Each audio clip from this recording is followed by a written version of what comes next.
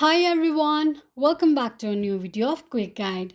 Today in this video, I'm gonna show you how you can download your Telegram application. Now, to download your Telegram application on your device, firstly open your Play Store. In the search box at the top, type in Telegram and make a search. You're going to see the Telegram application displayed in the search result. Simply tap on Install button right next to the application to begin the downloading process.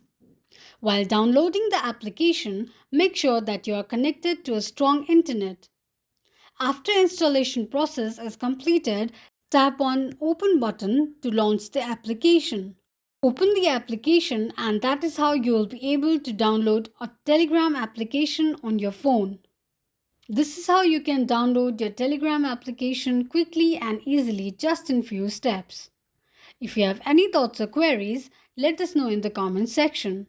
Don't forget to subscribe to our channel. Also, press the notification bell icon so that YouTube will notify you whenever we post a new video. Thank you so much for watching.